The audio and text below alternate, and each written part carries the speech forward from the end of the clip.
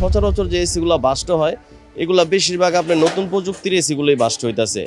আগে যখন আমরা 22 গ্যাসের এসিগুলো ইউজ করতাম, যেটা 22 গ্যাসে এখন ব্যান করা হয়েছে, 22 গ্যাসের এসিগুলার যখন আমরা ইউজ করতাম, আমরা 15-20 বছরের এই কাজের লাইফে আমরা দেখি নাই যে আপনার 22 গ্যাসের এসিগুলো আপনার বাস্ট হয়েছে।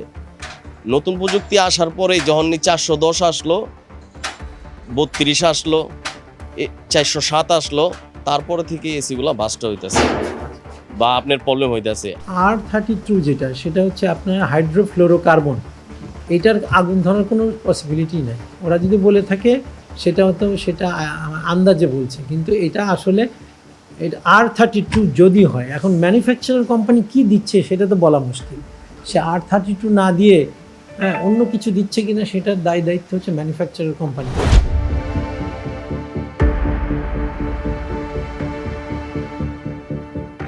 একটা নতুন এসি আপনার মনে করেন যে 45,000 টাকা বিক্রি করে বা আপনার ধরেন 40,000 টাকাও বিক্রি করে। এই এসিগুলা আমরা একটা পুরাতন এসি বিক্রি করি আপনার 30-35,000 টাকা। এই এসিগুলো আপনার কী মানের হইব এটা আপনাকেও একটা আইডিয়া আছে। একবারে নিম্নমানের পাতলা পাইপ দিয়া বানায় এসিগুলা। এই পাতলা পাইপ দিয়া বানানোর কারণে বেশিরভাগ ক্ষেত্রে কাস্টমার লিকেজ প্রবলেম হয়। আর লিক প্রবলেম হইলেই আপনার ওয়েল্ডিং করতে হয়, তারপর গ্যাস ভরতে হয়।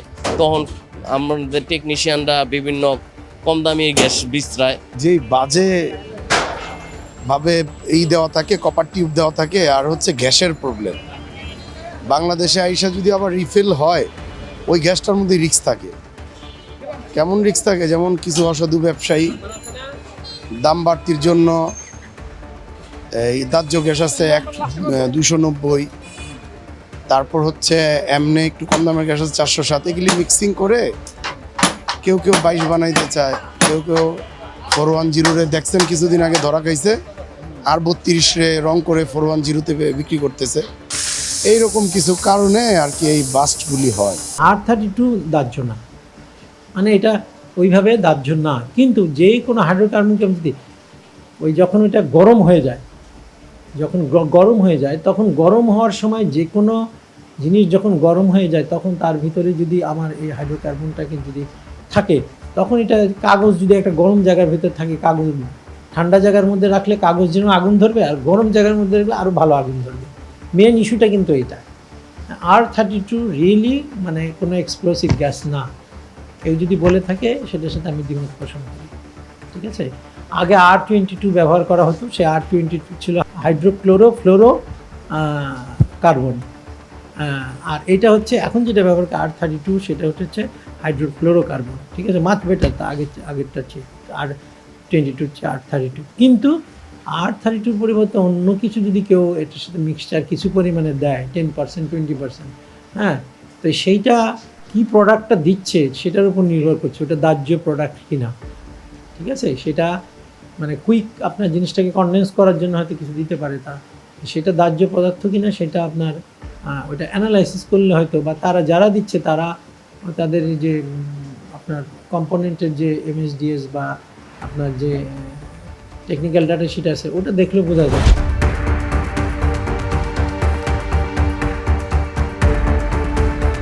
আগে ভালো মোটা দিত, পার্স দিত, সহজে নষ্ট হইতো না।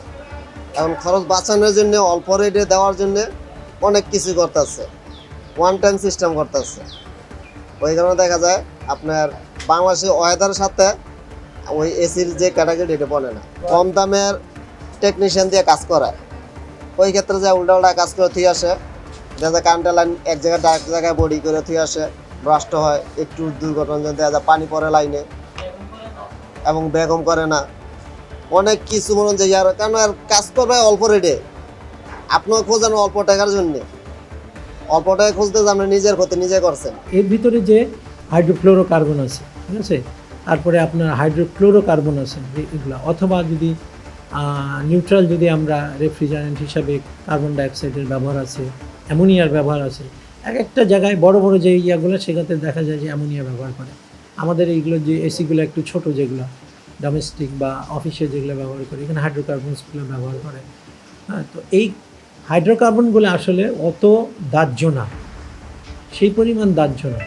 ঠিক আছে, কিন্তু যে কোনো হাইড্রোকার্বন যদি আপনি একটু হিটেড অবস্থায় রাখেন, গরম, হ্যাঁ, তাহলে সেখান থেকে আপনার একটা আগুন ধরার পসিবিলিটি থাকে। আর যেহেতু কনডেন্সার আর কম্প্রেসার এগুলো চাপের জিনিস, তাই যখন এটা লিক হবে, যখন এটা হয়, তখন এটা লিক, যে কোনো জিনিস যখন চাপের মধ্যে থাকে তখন যদি আপনি এটাকে যদি ছোট্ট জায়গার ভিতর দিয়ে যখন বের হয়, প্রসারিত হয়, তখন এটা বাস্ট হওয়ার টেন্ডেন্সি থাকে।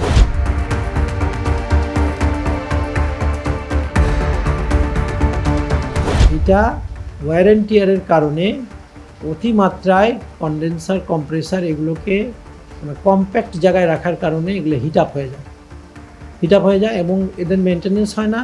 এই যেখানে এই আপনার ইলেকট্রিক্যাল ডিভাইসগুলোকে বসানো হয় সেই সব জায়গায় আলো বাতাস মেনলি এটা মুভ করে না।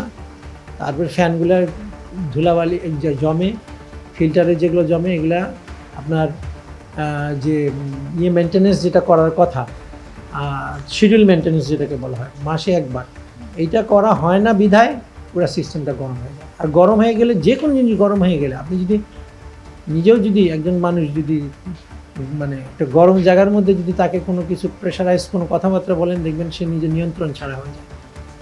ইলেকট্রিক্যাল ডিভাইস, মেকানিক্যাল ডিভাইসের ক্ষেত্রেও তাই। আপনি ওটাকে আলো বাতাসে রাখেন, কিচ্ছু হবে না।